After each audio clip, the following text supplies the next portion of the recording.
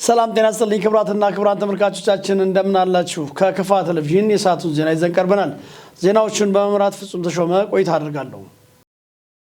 129ኛው የአድዋ ድል በዓል የጥቁር ሕዝቦች ድል በሚል መሪ ቃል በቦንጋ ከተማም በድምቀት ተከብሯል። ድሉ የኢትዮጵያን ነጻነት ከማረጋገጥ ባለፈ አፍሪካ የነጻነት ቀንዲል እንድትሆንና እኩልነትን ያረጋገጠ የመላ ጥቁር ሕዝቦች ድል መሆኑም ተገልጿል። ተጨማሪ አለ። ቀኝ ገዢዎችን አንገት ያስደፋን ነው። የጥቁር ሕዝቦችን ከፍታ ያሳየ ያልሸነፍ ባይነት ወኔን ከነሙሉ ክብሩ ለጥቁር ሕዝቦች ድል መንገድ የጠረገ ሀገራዊ አንድነትን ያሰናሰነ ልዩ አርማችን በመሆኑ በጋራ በማክበር የትላንቱ አንድነታችን ተረጋግጦ እንዲቀጥል በዓሉን ማክበርና መዘከር ከፍተኛ ሚና እንዳለው ከመድረኩ መረዳት ተችሏል። የጥንታዊ የከፋ ንጉስ በአድዋ ድል ላይም የነበረውን ተጋድሎ የገለጹ የከፋ ባህል ምክር ቤት አባቶች ይህንን ወንድማማችነትና አንድነትን ይበልጥ በማጠናከር ለሀገሪቱ ሁለንተናዊ እድገት መትጋት ይጠበቃል ብለዋል። አባቴና አባቶ ድንበርተኞች ናቸው። በጋራ ሀገራችን ይጠብቁ ብለው መልእክት ይልካሉ። የከፋ ንጉስ 120 ጭነት ሄዶና ከልባ 150 ኮርማ በጃጀቶች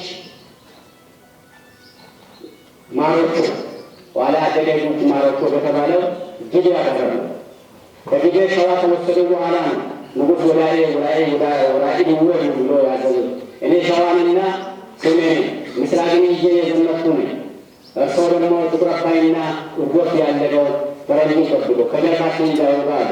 የአድዋ ድል ለትውልድ መሰረት የጣለም የአፍሪካውያን የጥንካሬ ተምሳሌትን ነው። የመላ ጥቁር ሕዝቦች ድል ነው ያሉት የክልሉ ርዕሰ መስተዳድር ተወካይ ነው የሰላምና ጸጥታ አስተዳደር ቢሮ ኃላፊ አቶ አንድነት አሸናፊ ከዛሬ 129 ዓመት በፊት በወርሃ የካቲት 1888 ዓ.ም ኢትዮጵያውያን በአንድነት ተባብረው ወራሪውን የጣሊያን ጦር በአድዋ ድል ያደረጉበት ቀን መሆኑን ለኢትዮጵያውያን ኩራት ነው ብለዋል። ድሉ የኢትዮጵያን ነጻነት ከማረጋገጥም ባለፈ በአፍሪካ የነጻነት ቀንዲል እንድትሆንና እኩልነቷ የተረጋገጠ የመላ ጥቁር ሕዝቦችም ድል እንዲሆን አድርጓል ነው። ይህ እኛ ኢትዮጵያውያን የፈጸምነው የአድዋ ድል ከወታደራዊ ድል በላይ የሆነ የኢትዮጵያ ብሎም የአፍሪካውያን ክብር፣ አንድነትና የራስን እድል በራስ የመወሰን መገለጫ በማይፋቅ ደማቅ ቀለም የታተመ የታሪክ አሻራችን ነው።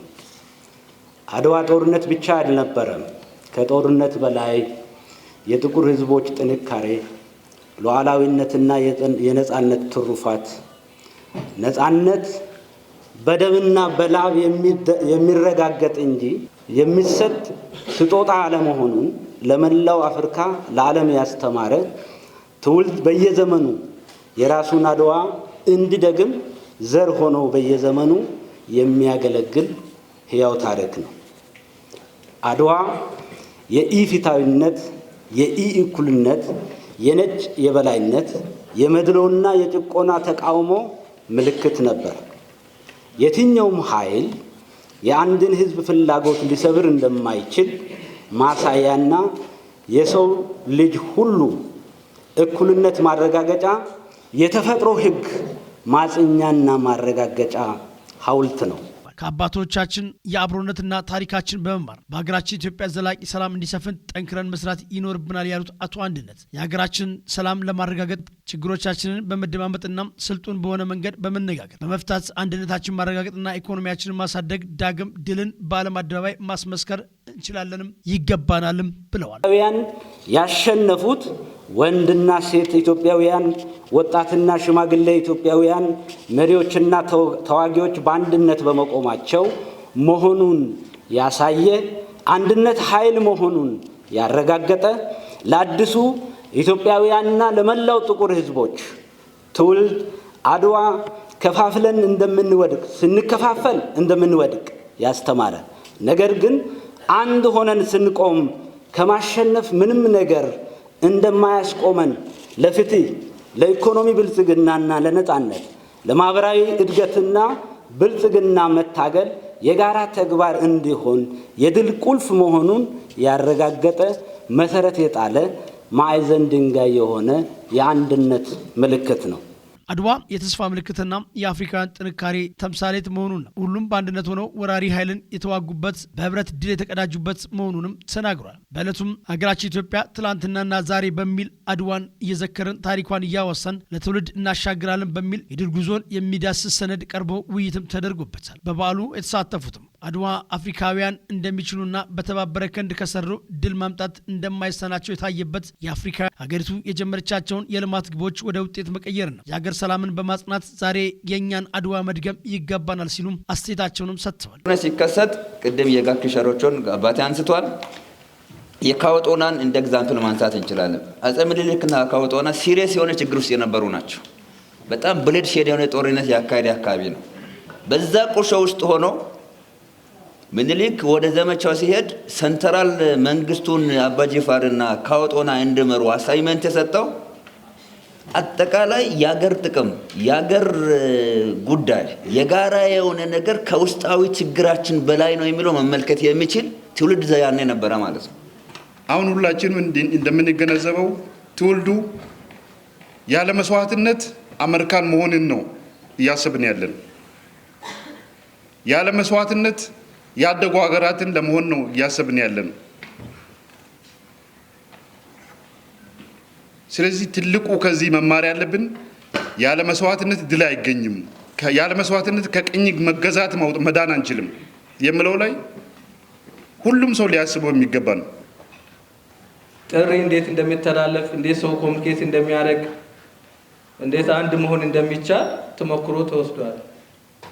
ዘን ከዛ መሀል ዛሬ ደግሞ ስንመጣ ይሄን እንዴት ነው ሁሌ የሚታወስ አጀንዳ አድርገን የምንወስደው የሚለው ነገር ነው። ከታሪክ አድዋ 00 ሲገነባ እዛ ውስጥ ያሉ ታሪኮች ብዙ ምሳሌ ብዙ ነገሮችን ነው የሚገልጹት። ብዙ የመስዋዕትነት ጉዳዮችን ይገልጻሉ። ያው ብዙ ጊዜ የተዘከረ ነገር ስለሆነ ማለት ነው። ዘን ከዛ ምን እንወስዳለን? ዛሬ ካልሰራን እኛ ነገር ልንታወስ አንችልም። እነዚህ ሰዎች እኮ ትናንት ስለተዋደቁ ሀገራቸው ብለው ስለሰሩ ነው ዛሬ የምናነሳቸው። ዛሬ ደግሞ እኛ ታሪክ እንዲኖር ከተፈለገ ዛሬ የምንሰራው ነገር መኖር አለበት ነው። ለዛ ነው አሁን ትልልቅ አጀንዳዎች እየቀረቡ ያሉት። በቦንጋ ከተማ በተከበረው ይህ በዓል የክልሉ ከፍተኛ አመራሮች፣ የከፋ ዞን አመራሮችና ባለሙያዎች እንዲሁም የከፋ ዞን ባህል ምክር ቤት አባቶች ተገኝተው ተካፍለዋል። ባለፉት 3 ዓመታት 124 ሚሊዮን የቡና ችግኞችን መትከል መቻሉን የክልሉ ቡና ሻይና ቅመማ ቅመም ባለስልጣን አስታወቀም። የክልሉ ቡናና ሻይ ቅመማ ቅመም ባለስልጣን የ6 ወራት አፈጻጸምና የቀሪ ወራት እቅድ ዙሪያ የንቅናቄ መድረክ በቦንጋ ከተማ ተካሂዷል። ዜናውን ያዘጋጀው ባልደረባችን በላቸው በላይ ነው። ቤቴልም ምሩ እንደሚከተሉት ታቀርባለች። የክልሉ ቡና ሻይና ቅመማ ቅመም የ6 ወራት አፈጻጸሙን ያቀረቡት የቡና ሻይና ቅመማ ቅመም ባለስልጣን ዋና ዳይሬክተር አቶ አስራት መኩሪያ ለ3 ተከታታይ ዓመታት በተሰራው ስራ 124 ሚሊዮን የቡና ችግኞች ተተክለዋል ብለዋል።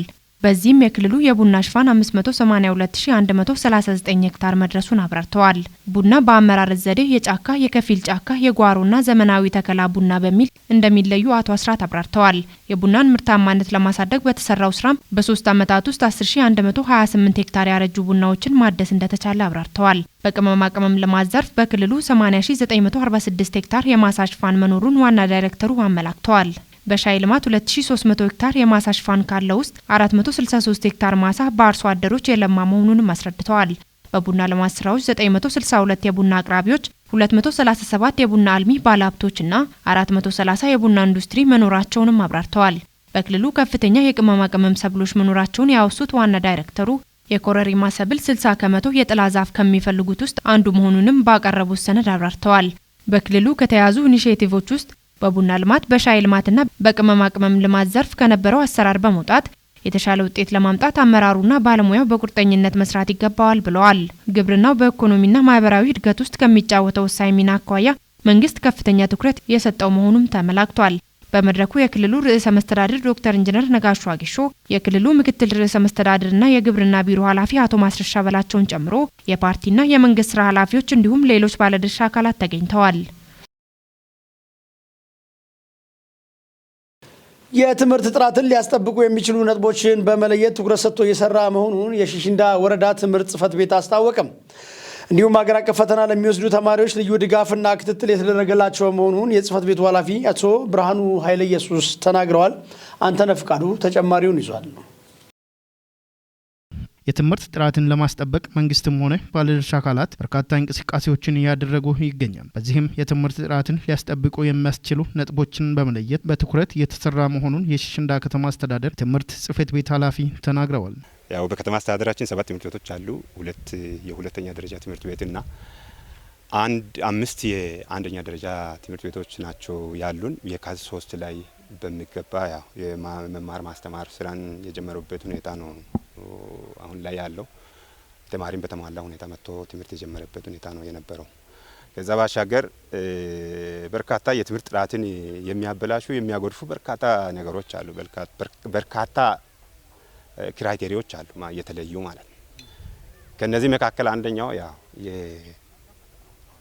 የፈተና አሰጣጥ ስርዓት ነው።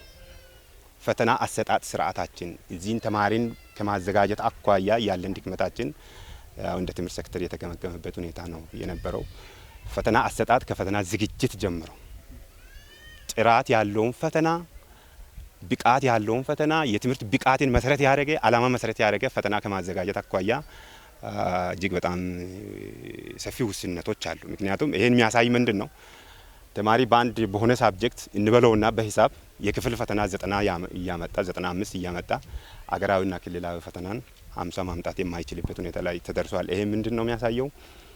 ትምህርት ቤቶች የፈተና ብቃት ያለውን ፈተና ብቃትን መሰረት ያደረገ የመማር ብቃትን መሰረት ያደረገ ፈተና ከማዘጋጀት አኳያ የነበሩ ጉድለቶች ስለሆኑ ለትምህርት ቤቶች ስልጠና መስጠት ጀምረናል። አምና 2016 ማለቂያ አካባቢ ነው ፈተና ዝግጅት ላይ ቴብል ኦፍ ስፔሲፊኬሽን የሚል የፈተና ዝግጅት መሪ አለ። በዛ መሪ ላይ ለትምህርት ቤቱ መምህራን ከቦንጋ ኮሌጅ ሰው በመጋበዝ ነው ስልጠና ያሰጠነው። ይሄን ደግሞ ለሌሎች ትምህርት ቤቶች እያሰፋን እንገኛለን። የጽህፈት ቤቱ ኃላፊ አክለው የ6ኛ የ8ኛና የ12ኛ ክፍል ተማሪዎች የተሻለ ውጤት እንዲያስመዘግቡ የተለየ ድጋፍ እና ክትትል እየተደረገ መሆኑን አብራርተዋል። አገራዊና ክልላዊ ፈተና የሚፈተኑ ተማሪዎችን ያው ድጋፉ ከሂዳር ወር ነው የጀመረው። እንደ ከተማ አስተዳደራችን በሰባቱም ትምህርት ቤት በሰባቱ 5 ኤሌመንተሪዎች ላይ 6 እና 8 አለ፣ ሃይ ስኩል 12ኛ አለ። በሰባቱም ትምህርት ቤቶች ሂዳር አካባቢ ጀምረናል። ይህም ልዩ ትኩረት ተሰጥቶ ማለት ነው። ልዩ ትኩረት ተሰጥቶ በመምህራን አውት ላይን ወጥቶ መምህሩ ራሱ የትኛው ቦታ ላይ መደገፍ አለብኝ ብሎ ራሱን ያዘጋጃል። ተማሪ ደግሞ በየትኛው ቦታ መደገፍ አለብኝ ብሎ የራሱን ፍላጎት የራሱን ሊሚቴሽን አውጥቶ ነቅሶ አውጥቶ የትምህርት ይዘትን ለይቶ ይመጣል። ከዛ በኋላ ተማሪና መምህር ተግባብተው መምህሩን ይጠይቃል። ተማሪ በዚህ ቦታ ላይ መደገፍ መቻል አለብን፣ በዚህ ትምህርት ይዘት ላይ ድጋፍ ያስፈልገናል፣ አልጨበጥንም፣ ተገቢውን እውቀት ክህሎት አልጨበጥንም ከዚህ ኮንተንት ከዚህ ትምህርት ይዘት የሚለውን ተማሪው ሲያቀርብ መምህሩ በዛ ልክ አውት ላይን በማዘጋጀት ለተማሪዎች ድጋፍ የሚሰጥበት ሁኔታ ነው ያለው። አሁን ሁለተኛ ሴሚስተር ነው። ሁለተኛ ሴሚስተር ላይ አሁን 12ኛ ክፍል ያው የማታ ትምህርትም የሚጀምርበት ዝግጅት ላይ ደርሰናል። ምክንያቱም ከተማ አስተዳደሩ ባለፉት 2-3 አመታት ናፍጣ ሲገዛ ነበር ለጄኔሬተር ለሁለቱ ሃይ ስኩሎች። አሁን በዚህም እኛ ጠይቀን አክሽን ፕላን አቅርቡና ናፍጣ ገዝተን እንሰጣቸዋለን የሚል ኮሚትመንት ውስጥ ገብቷል። ይሄን ናፍጣ ተጠቅመን የማታ ትምህርት በዚህ መጋቢት መግቢያ ላይ የምንጀምርበት ሁኔታ ነው ምኖረው። እንዲሁም የትምህርት ጥራትን ችግር ከስር ለመንቀል የሚያስችል የሞዴል ትምህርት ቤት ግንባታ ስራ የተጀመረ መሆኑንም አንስተዋል። ፊት ብዙም መንግስትም ይሁን የትምህርቱ ሴክተር ትኩረት ሰጥቶ አልሰራም። ቅድመ አንደኛ ላይ አሁን ቅድመ አንደኛ ራሱን የሆነ ሳይክል ሆኖ መጥቷል። ሌቭል ሆኖ ማለት የትምህርት ደረጃ ወይም ሌቭል ሆኖ መጥቷል ማለት ነው። ቅድመ አንደኛ ከ5 አመትና 6 አመት። ስለዚህ ይሄ እንደኛ አካባቢያችን በጣም ተጽዕኖ ትምህርት ጥራት ላይ ችግር ሲፈጥር የነበረበት ነገር ነው የነበረው። እንደ ሀገር ካሪኩለም ማቴሪያል ሲታተም አይታችሁ እንደሆነ የአማርኛ እንግሊዝኛና የካፍኖ ቋንቋ ከቃል ምስረታ ነው የሚጀምረው። በእኛ አካባቢ ያለው ህጻናት ደግሞ በአብዛኛው ማለት ይቻላል የፊደል ቅርጽ ሳይለይ ነው ወደ አንደኛ መደበኛ ደረጃ ትምህርት ቤት ላይ መጣው በ7 አመት እድሜው ማለት ነው። ስለዚህ ይሄ አጋዥ ነው። የትምህርት ጥራትን የትምህርት ጥራት ችግርን ከስር ነቅሎ ማጥፋት የሚችል መሰረት ነው የተጣለው። በእውነቱ ከሆነ ሞዴል ቅድመ አንደኛ ደረጃ ትምህርት ቤት እንግዲህ ይሄ መቼ ይጀመራል፣ መቼ ይጠናቀቃል? እንደ ትምህርት ሴክተር 2018 ላይ ያው ተማሪ መዝግበን ግንባታውን ከወዲሁ ጨርሰን ተማሪ መዝግበን የማስተማር ስራን እንጀምራለን የሚል እምነት ነው ያለን። ያው በጀትም የዞን የካፋ ዞን አስተዳዳሪ ያው 1 ሚሊዮን ብር እንደሚደግፍ ቃል ገብቷል። ከተማ አስተዳደሩም ደግሞ ለግንባታ የሚሆን ገንዘብ አዘጋጅቷል። እኛ ጨረታ ወጥተን ኮንትራክተር ቀጥረን ወደ ስራ ቀጥታ የምናስገባ ነው መሆነው። ዲዛይን አሰርተናል። 3.5 ሚሊዮን አካባቢ ይጨርሳል የሚል እንትን ነው ኢንጂነሩ የሰጠን። በዚህ ልክ ያው በአጠረ ጊዜ ሰርተን ወደ አገልግሎት የሚሰጥበት ደረጃ ላይ እንደርሳለን። 2018 ላይ ያው የመማር ማስተማር ስራ እዛ ትምህርት ቤት ላይ እናስጀምራለን የሚል እምነት አለን። ባለፉት 2 ዓመታት ውስጥ በሌማት ትሩፋት ስራዎች የተከናወኑ ስራዎች አመርቂ መሆናቸውን የደቡብ ምዕራብ ኢትዮጵያ ህዝቦች ክልል ግብርና ቢሮ ገለጸ። በክልሉ ግብርና ቢሮ የ2017 ዓመተ ምህረት የ6 ወራት አፈጻጸም ግምገማና የቀሪ ወራት የትኩረት አቅጣጫዎች ላይ በእንስሳትና አሳ ሀብት ልማት ዘርፍ ሰነድ ቀርበው ውይይት ተደርጎበታል። ዘገባው የባልደረባችንን በላቸው በላይ ነው። ብሩክታይት ብርሃኑ እንደሚከተለው ታቀርቧለች። የንቅናቄውን ሰነድ ያቀረቡት በግብርና ቢሮ የእንስሳትና አሳ ዘርፍ ኃላፊ አቶ ታመነ በቀለ በክልሉ ለእንስሳት እርባታ ምቹ ዕድሎች መኖራቸውን አመላክተዋል። ከዚህም አኳያ በክልሉ ከ20 ሺህ ቶን በላይ የአሳ ምርት በዓመት ሊመረትባቸው የሚችሉ አካባቢዎች መኖራቸውን አብራርተዋል። ባለፉት 2 ዓመታት ውስጥ በሌማት ትሩፋት ስራዎች የተከናወኑ ተግባራትን አቶ ታመነ አብራርተዋል። በአንድ ቀን ጫጩት ስርጭት ሂደትም ከ1.2 ሚሊዮን በላይ ለህብረተሰቡ በ6 ወራት ውስጥ መሰራጨቱንም ገልጸዋል። በክልሉ የሀገረሰብ ዝርያ ያላቸው ላሞች ምርታማነት ማነስ፣ የአካባቢ ጸጋዎችን ለይቶ ያለ መምራት፣ የቀበሌ ግብርና ባለሙያ የክህሎት የአመለካከትና የተነሳሽነት ችግር መኖራቸው ለውጤታማነት ተግዳሮቶች መሆናቸውን ተናግረዋል። በማር ምርትም የተሻሉ አፈጻጸሞች መኖራቸውን ያመላከቱት አቶ ታመነ በቀጣይ ወራት ትኩረት በመስጠት በዘርፉ የሚጠበቀውን ውጤት ለማስመዝገብ ይሰራል ብለዋል። በክልሉ አሁን ላይ የውጭ ዝርያ ካላቸው ላሞች በቀን 49 ሊትር ማግኘት መቻሉንና ይህንን ተሞክሮ በማስፋት በኩል በእንስሳት ዝርያ ማሻሻል ስራ ትኩረት ይሰጠዋል ሲሉም ገልጸዋል። በክልሉ ከየዞኖች በተገኘው መረጃ መሰረት 38 ሚሊዮን የሚጠጋ የእንስሳት ቁጥር መኖሩን አቶ ታመነ አብራርተዋል። በመድረኩ የክልሉ ርዕሰ መስተዳድር ዶክተር ኢንጂነር ነጋሽ ዋቂሾ፣ ምክትል ርዕሰ መስተዳድርና የግብርና ቢሮ ኃላፊ አቶ ማስረሻ በላቸውን ጨምሮ የፓርቲና የመንግስት ስራ ኃላፊዎች እንዲሁም ሌሎች ባለድርሻ አካላት ተገኝተዋል። ክቡራትና ክቡራን ተመልካቾቻችን ለሰዓቱ ከክፋ ቴሌቪዥን ይዘን የቀረብናቸው ዜናዎች ቀደም ሲል የተከታተላችኋቸውን ይመስላሉ። ከቀሪ የክፋ ቴሌቪዥን ፕሮግራሞች ጋር ቆይታ እንድታደርጉ እየጋበዝኩ ፍጹም ተሾመ ዜናውን በመምራት ከእናንተ ጋር ቆይታ አድርጌያለሁ። ሰላም።